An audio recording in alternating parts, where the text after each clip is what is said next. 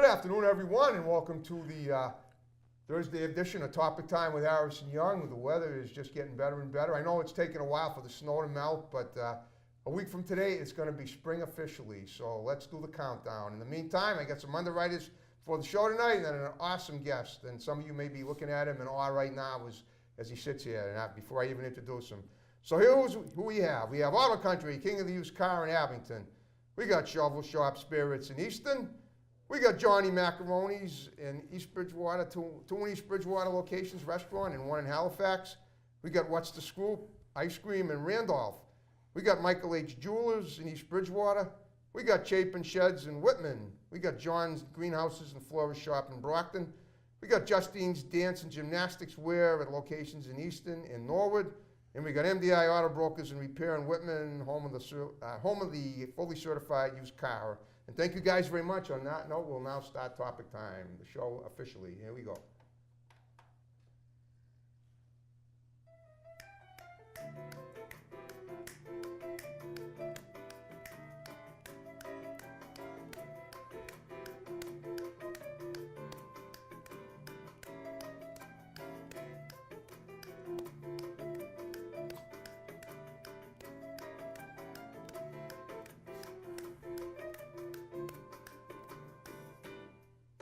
Okay, again, good afternoon, everyone, and welcome to Topic Time with Harrison Young. What else? So here we are again. It's a beautiful afternoon, and this gentleman here I have as my guest. This is Wayne Soares. He's done so much. I have such a listing of his projects that we're just going to be chock full of talking about what he's done. He's a former ESPN broadcaster. He did play-by-play with the Mets. He's a stand-up comedian. He's an actor. He's an anti-bully advocate. That's very important. We're going to discuss all that stuff. But first, I got to thank him for coming in. He's got a huge following. So, Wayne, thanks for coming in and being on Topic Time. I've been trying to get you on for a couple of years. Yeah, you have, and thank you for your persistence. It's great to be here, Harrison. Oh, it really is. Thank you for your adhering to my persistence. Okay. So, well, let's start out with your history. I mean, I just named a bunch of awesome occupations that you've had. And let's go over them in chronological order, one by one, and let's tell me how you got started. I mean, ordinarily I'd say let's go back to your childhood, but you've done so many things that I want you to just list everything and how you got into it, and we'll move on from there. So, well, if you have any questions, I'll interject. Go ahead. It's very kind that you say that about all my occupations, because my family says that I'm not talented, but I just couldn't hold a job. That was the bottom line. So okay, so does mine. And look where I am. Look where I'm at right now. So I ain't complaining. Okay. No, I went to school in the western part of the state, North Adams State College, which is now the Mass College of Liberal Arts. Final town before the New York line. That's a fabulous town. It is. Wonderful, wonderful town. Yep. Great people. I saw Hell's Angels there one day too. Ah, there you go. Yep. I did a security. Actually, I'm sorry, that was Williamstown. That's the final town. North Adams is the one just before it. Right over. Okay, yeah. Exactly. Okay. When I was in school, I actually did security for a Johnny Cash concert at the Mohawk Theater with Johnny Cash and June Carter, his wife. It was just unbelievable. So, Did you get to hang with him after backstage? Well, he wasn't feeling well, but he was very, very, very gracious. Of course. He really, really, really was. And you know, you have a big presence, and I'm sure he was well aware of it. Well, I don't know. No. Humble man, I know. I was just escorting him from his trailer, to the theater, to the dressing room. Okay. And couldn't have been more gracious and nice. And his wife was a sweetheart. And just again, Johnny Cash, phenomenal. Okay, Johnny talent. Cash, icon Johnny Cash, and June Cash. Yeah. Well, June Carter Cash, right? That's right, exactly. Okay. Wow. Yeah. And how long ago was this? Just wondering. This is 1988. Okay. 1988. 31 years ago. Yeah. Wow. Yeah. Okay. Yeah. All right. So again, so all right, you went to North Adams State. Went to North Adams State, graduated, and got my first job in minor league baseball with the Pittsfield Mets. Good friend of mine, Rick Murphy. Okay. As a player, coach? Announcer? No, as an announcer. As an announcer, okay. As an announcer, and just kind of was able to move up the ladder. You definitely have an announcer's voice, by the way. Oh, thank you. Oh, yeah. Thank you.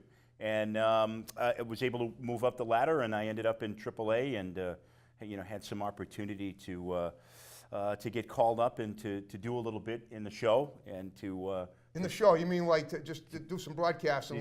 Do some broadcasting, yeah. Local radio stations for the team? One of the Joe Murphy, who did radio at the time, he was this in Pittsfield? Sick. No, this is in Tidewater, AAA. This Oh, is in okay, Tidewater. I know Virginia. AAA, sure. Yeah. and They're affiliated with the Mets, right? New York okay, Mets, then yeah. you ended up with them too. But let's Yep. go on. You tell it, please. Exactly. Okay. And no, I just was there, and I get called up and did a few games in the show, which was great, and Wow. had a chance to see some of the great ball players of the day, as we talked before we went on the air. The Mets and that '86 team. Oh yeah. But by the way, you're a Boston-bred man originally, though. You're from New England, aren't you? Yeah. I grew up on the Cape. So how did it feel? Were you actually calling the '86 World Series? No. Oh, that's right. I This was before you were in college. Yeah, at that this time. was back in. I was there in '92, '93. Okay, so the Mets were kind of like that was the Vince Coleman era. Exactly. Yes. The yes. firecracker. Yeah. Exactly. I don't even have to go with that story, but you know what he did. Yeah. Okay, but now I remember that. Okay, so Don't you play around with firecrackers. Exactly. That's the moral of the story. So you worked your way up to the Mets, to the parent club. Yeah, I mean, I was still in AAA, but I get brought up. Somebody gets sick, and they brought me up, and they thought it was great. And I always say everything happens for a reason. You know, unfortunately, if you're a big baseball historian, or to our viewers out there, you know that Wally Pipp was sick when he played for the New York Yankees, and some guy came in. He had a cold that day. Okay. Some guy came in to replace him by the name of Lou Gehrig. And I heard of him. 2,100 and Wow. I think 30 games later, you know, Pipp never got back in the lineup. So unfortunately, that wasn't. You know, the story I'm trying to equate is That's that okay. that wasn't Nothing wrong with interjecting stuff. That There's so wasn't much me. to- Yeah, okay, but go ahead, go that back to wasn't your me. story then. So yeah, no, and just you know, get a little tired of baseball. It's when you're in the minor leagues, it's long hours. It's Right. arduous work. Talking and about as an announcer. as an announcer, Okay. yeah. And so I got out and went back. I had fortune to go back to my alma mater. Right. I was alumni director there for 3 years, and then had a great opportunity to go out and work out in Hollywood as a Hollywood publicist. So Okay, and how did this come about? I had a very a good friend of mine that knew someone out there, a fabulous manager, Tino Barzi. Okay. And Tino is from the western part of the state. Rest his soul, he's not with us. But Tino handled Frank Sr. and Frank Sinatra Jr. Wow. for many years, and also Pia Zadora and Wow. Paul Anka. So I met with him, and he had me out there, and I had a chance to work for the great Lee Salters, Oh man. who discovered Streisand, who handled Sinatra for 20-some years. He handled Michael Jackson, and he handled just some of the greats, Uncle Milty, This is Milton this from a Berle. guy who was born in 1965. I do my research. Yeah. Wow. And so for me, Harrison, one of the first events I did is I walk into an event that we were promoting Okay. at the time, and it was at Irwin Winkler's house. Now, Irwin Winkler. Related to Henry? No Oh. relation, but he was the executive producer of all the Rocky. Okay, all the Rocky movies films. and, Wow. and the Predator films. He Wow. made millions, as evidenced by his beautiful mansion that he lived in. And I walked in, and I was in comic heaven. There you go. Comic heaven? Oh, comic Why- heaven. why comic? You had Don Rickles. Oh. You had Buddy Hackett. There you had go. Alan King, Sid Caesar, Red Buttons. These guys were all there when you walked in. They were here because it was Alan King's birthday party, man. and we were promoting and celebrating his new book, Name Shazam. Dropping. Wow. So for me, a little kid, and I never forget this, Sid Caesar, the great Sid Caesar, who started off with the Show of Shows Right. back in the day with, I believe it was Imogene Coca. Yep. I was talking to him, and one of the big things out there that I found that when, you know, you're brought up, and you know that because you're a respectful person, and you say, you know, hello, Mr., and they never like that out there. I said, Mr. Caesar, it's great. He goes, Mr. Caesar was my father. He goes, call me Sid. There you go. And that was it. And he had actually played the tent. He played the Melody tent down in My favorite in role of his Hyannis. was the gym teacher in Greece, by the way. And the teacher Yeah. in Greece, it's right. Not many people know that, but very good. Great Oh, yeah. trivia. I know. Great Thank you. trivia. Yeah. So, you know, just to be in that atmosphere, and I get a little homesick, you know, being out course. there, and I'm a New England guy. What town did you grow up in? And A town called Falmouth, down in the Cape. I know the town well. You know the town well, so. You're a Cape guy. Yes. Okay, Yes. got it. Yes. And then you know, came back and did some local radio for a while, and then I Okay. got an opportunity to work at ESPN Radio. And my first day going in, As a commentator, right? I went in. I Wow. was doing the. I still can you work memorize with it. Bulmer, you know the. Well, I was just going to say that Oh. walking in, and they audition Berman. you at like 3:30 in the morning. Yep. So, you're up. They put you up the night before. The Radisson was right down the road. Right. And I come in and Was I'm this in so Connecticut? nervous. Yeah. So- This is okay. right in Bristol. Bristol. Right That's in Bristol. That's where it is. I know. And I'm walking in, and Yep. who are the first two people that I meet? Number one is Mike Golick and Mike Greenberg. There you go. And Wow. Golick thought I was a football player. I was would've so too. nervous. I was like, no, I'm just here to audition. And then coming around the corner is Robin Roberts. There are two people in this world that glide when they walk. And I've actually met them both. I've actually interviewed the one that I'm gonna say is Robin Roberts and Michael Jordan. Wow. And she came around. She was so striking, and Yep. she was just down to earth. Yep. And then I go, and I'm on my way. I get lost, and I come around the corner. Who's there but the Boomer? The Boomer. Yeah, who used to call me. We did some celebrity golf tournaments together when I was there. He used to call me the hardest working man in show business. Oh, Every man. time he saw me, What a he's the hardest compliment. working man in show business. But he was fabulous. I'll tell you a quick Chris Berman story. Chris, yep. Rico Petrocelli and I, we did a show out of Boston years ago. Yep. Rico's a very, very, very dear friend, great mentor. Love to get him on here. And Boomer, Okay. well, we'll see if we can make that. We'll That would see be if we great. can make that happen. Okay. I had him scheduled. I Okay. called up and made it with his assistant, and the show comes and okay, our guest is coming. It's Chris Berman, and the whole 2 hours go by, no Berman. So on the way home, I had left my phone in the car. I had shut it off, and I put it in. I'm into my journey, and I hear this message. I had 4 or 5 messages. The message is, "Oh, hey Wayne, I'm so sorry. This is Chris Berman. I completely blew it today. I know I was supposed to call into your show, and I'm so sorry." I mean, he apologized like 15 times. It's Chris Wow. Berman, an Yeah. icon, with I little know. old me, and it was just fat. He's just such a He's a class great act, I know that. class act, Yep, down to yep. earth, and Great commentator too. oh, Yep. fabulous, and that was. So I stayed there, and then I left ESPN, kind of got into the the comic thing. Okay. And Now, how did that come? How did that turn? How did it turn for you? So I bet you were inspired by those guys you mentioned before: Don Rickles, Sid Caesar, Alan King, and those. Alan King, yeah, and then the funny thing, Harrison, is that when I got here locally and I started to do every year, I was the MC for Paul Fireman. He used to do his. He was a good friend of ours. Willow Bend Children's Charity Pro-Am. Mr. Sure, Fireman's a Reebok. great man. There you go. Oh, yeah. And I was I grew up, fortunate. his wife was my neighbor. She grew up across the street from me. When he married Phyllis, I went and gave her a big kiss. Is that right? Yeah, when I was like 4 years old. I never knew it was Phyllis. I always knew it was Mrs. Fireman. Well, it used to be Miss Brenner when she was my neighbor. They were the family. They were the nicest people. They really are. The Brenners. I Paula's too, but I mean, Phyllis was really cool. Her parents, Elsie and George, were really awesome. Oh, Awesome. nice. They lived right across from me. Nice. Yeah, in the Furrens. We caught in Brockton. Well, right. Yeah, right, where I right, still right. live. That's I don't right. live He's in a Brockton guy. I'm a That's Brockton right. guy, Yeah, yeah, still exactly. there. Yep. So there's a little bug here. That's Yeah, all right. but No worries. There's no He's just charge. listening to us. No. He's a fan. I can't judge for expel him from being a fan. So Okay. I start doing these tournaments, and I had a chance to my another one. He's a great friend. He's just a wonderful guy, Lenny Clark. I know Lenny's been on your show. No, right? he hasn't been. I'm been? going to tell you a little story about Lenny. He told me he'd do the show, and then he kind of went back on it. Maybe you could talk him into doing it.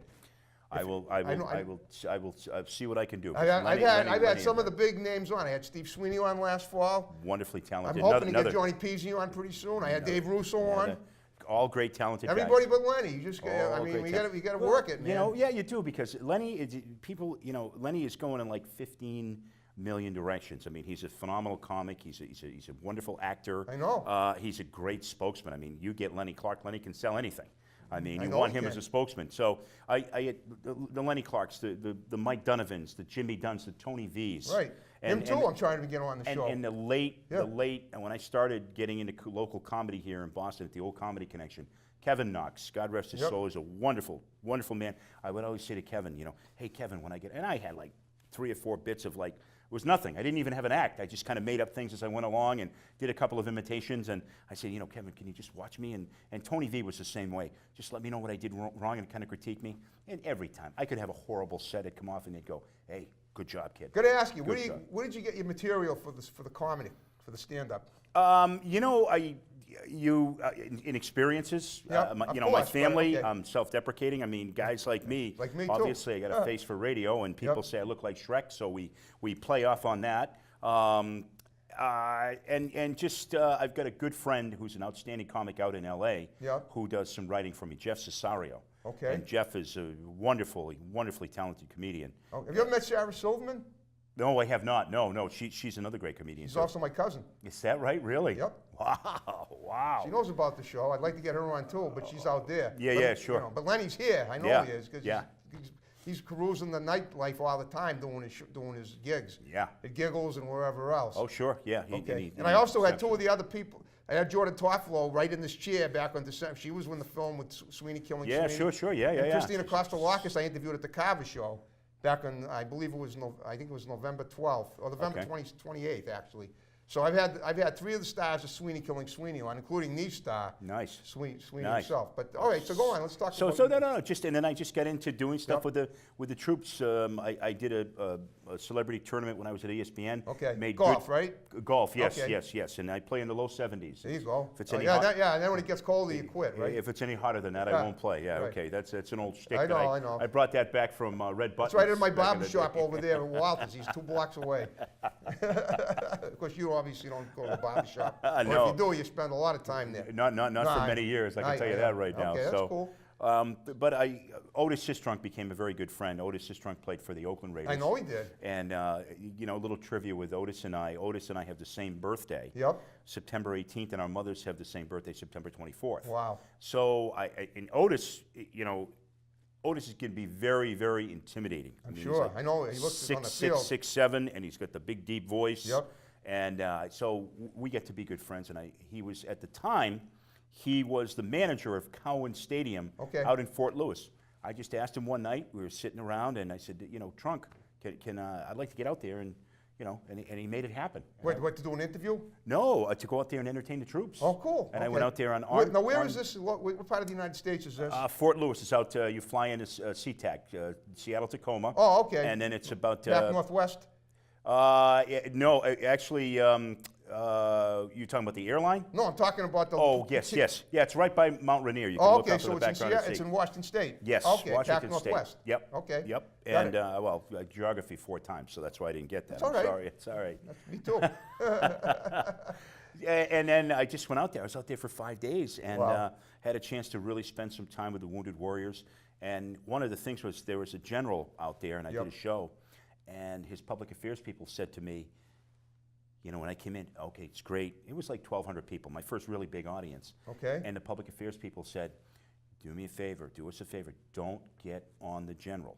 Don't get on the general. He doesn't like that, you know, please, Well, you never tell a comic that he shouldn't do something. Okay. And I was kind of young and cocky, and Right. so my first 3 lines were about the general, and everybody looked at him real quick, to me, and then he broke out into laughter. And That's good. And then he sent his people to see if I'd like to just continue to do this. You So played a hunch, you threw caution in the wind, and it paid off. it Good paid man. off, exactly. I love it. Exactly. High five. So Right. so I got into that, and I will tell you this, Harrison. Our military audiences, and I've got to do a big show at the Roxy Theater at Joint Base Cape Wow. Cod, March 22nd for our Coast Guard people. Okay. Captain Scott Langham was very kind enough to give me the opportunity to perform through good friend Commander Brian McLaughlin. Okay. And they're the greatest audience in the world. They really are. And I will tell you this, Harrison, obviously being on stage, Yep. that's the important part. Yep. But almost equal to that Yeah. is getting down in the audience afterwards. It's meeting the men and women that protect our country, that sacrifice. Yep. You know, some of them make the ultimate sacrifice, but getting down there and meeting them. Where you from? And doing a little shtick with them. You know. That's awesome of you to do that. Yeah, 'Cause not well- everybody. My guess is that not every comedian's going to be, meet and greet the people. Especially in the world we live in now, there's lots of nuts out there. Sure. Unfortunately. You know, there are. Not in the, I mean, you never know. I'm not saying the military. I'm saying anybody in general. You never know what somebody could, be planning in a meet and greet. That's why I kind of frown on them. But that's great of you to, to do that. And my hunch is that that Providence is following you in a nice way, and it'll never be a problem for you at all. Right. Well, I certainly, knock on wood, I hope not. Right. One of the big things before I did that, the shows, I should say, out in Fort Lewis was the public affairs people, because I was going to entertain the Wounded Warriors. Okay. And I went into the ward where they have, and these are men and women that have come back from the Middle East that have been injured. Yeah.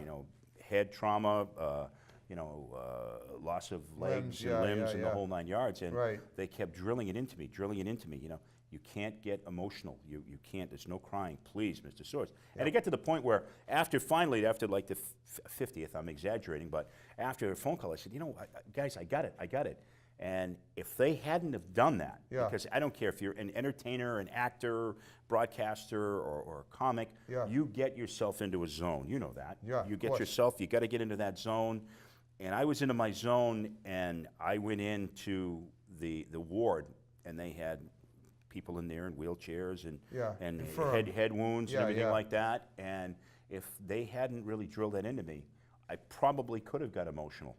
Because of the fact that and I stole an old Bob Hope line.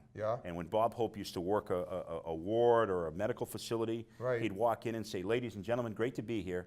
Don't get up." And I stole that from him because that puts everybody at ease. Right. Okay. And it was awesome.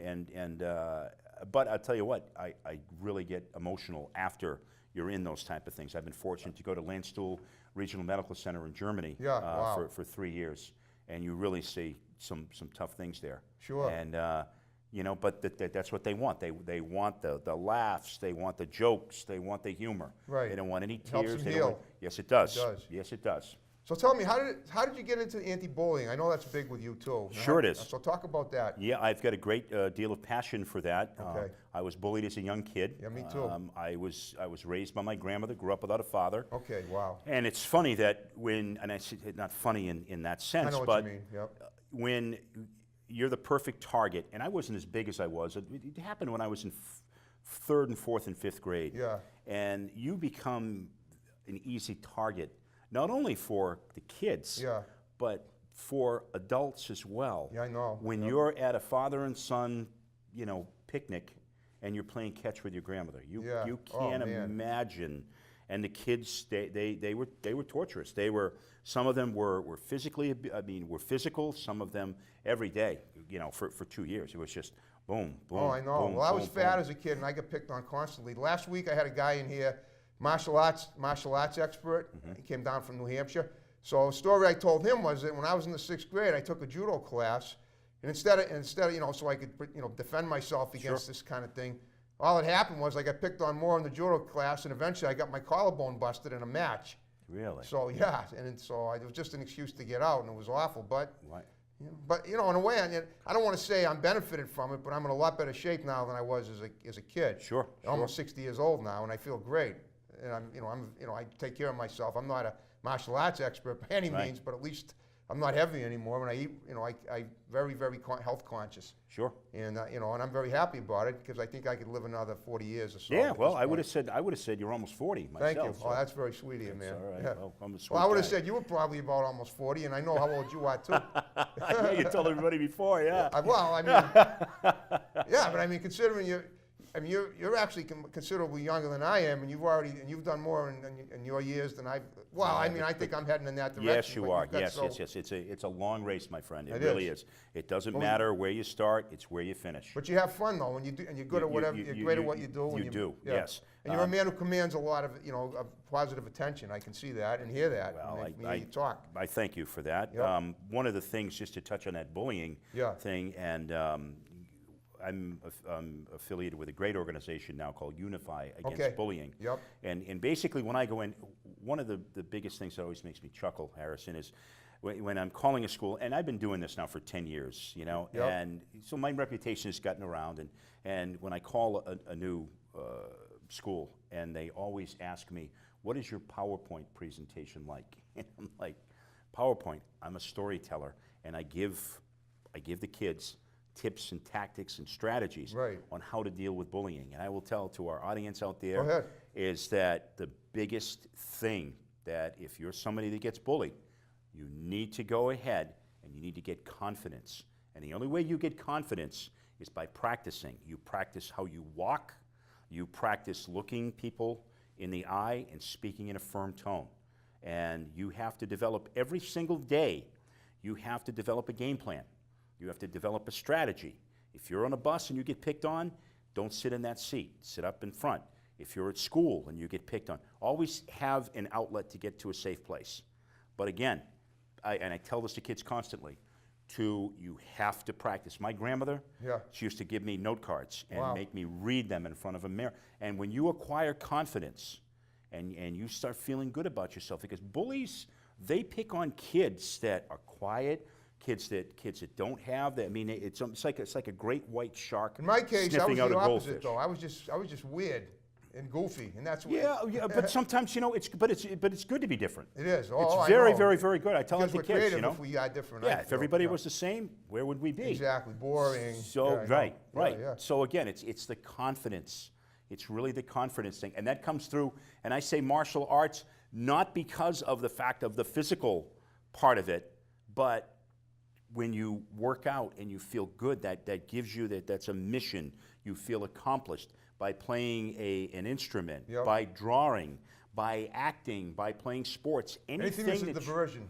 A diversion that you can become good at. Yes. That you can become good or get involved. Because if you're good at something, then you silence the critics. It's exactly right. Yep. It's you know. Exactly. Yep. Exactly. Well, listen, Wayne, guess what? We're under 5 minutes. Okay. Unbelievable. We made, Wow, time flies. So what I want you to do is give some shouts out to people, condense them, because you know a lot of people. Because a lot of people are going to see this show. If you want to, try to get Lenny or Rico or anybody to do the show with me, I'd appreciate it. I get guests from word of mouth. So go ahead, and then we'll Lenny wrap and it up. Rico, it's a great show. My man Harrison is fabulous. Absolutely Thank you, fabulous. man. I go if This I is the could. place you want to be. A wonderful facility here. It's a wonderful and Carver facility. too, if we end up there. Yeah, and that's great. Yep. But I really applaud you because you're somebody that's a plugger. And in this business, in anything you do, that your persistence is key. Thank you. And the more opportunities that you can create for yourself, the better off you are. Right, and You know, don't give up if you get frustrated, because I get frustrated constantly. That's right, So here exactly. we are giving tips to people, and we're on the same page. I love it. Of course, Yep, of course. And love to say hello to my lovely 19-year-old daughter, Jessie. Cool. How are you, dear? And Dad loves you and is very proud of you. She's going to college right now. Where? And she's studying Cape Cod Community Oh, College. a lot of people I know. She's going to get her associate's degree there and then move on to a 4-year school. Okay. And she is studying human psychology. She wants to be a school psychologist. Therapist, that's great. She can help kids that are dealing with this stuff too. Yes. Just real quick before we wrap it up, what do you any future in comedy or sports casting for Wayne Soares now? I have a project right now that I can't tell you the network, That's fine. but it's about our military. Okay. It's about them coming home. Okay. And it's a series that we've got a tremendous amount of interest right now. All right. With our several networks. Sure. And then I also am going to be doing a podcast about our military. And in my spare time, I write a syndicated column called Veteran Spotlight. So if you go ahead and chance it, had some wonderful opportunities to interview World War II guys, guys that were in Korea. Boy, there can't Vietnam. be many of them left now. I mean, well, it's more than you think. No, I'm sure. Yeah, I more know. than you That's think. great, Yeah, though. and it's still around. it's been wonderful. And to our veterans out there, God bless you. Thank you for your service to our great country and to our active military. Thank you for keeping us safe and doing things so we can do Have like our freedom here. Harrison and I. We can get here and do that. So. Okay, well, Wayne, great show. I hope you had fun with me, and we're going to wrap it up. Sounds good, my man. Thank you. You're a very, very talented young man, and I wish you the best. Okay, folks, you heard it from the best. See you next time. More great episodes to follow of Topic Time. See you next week. Thanks. Bye.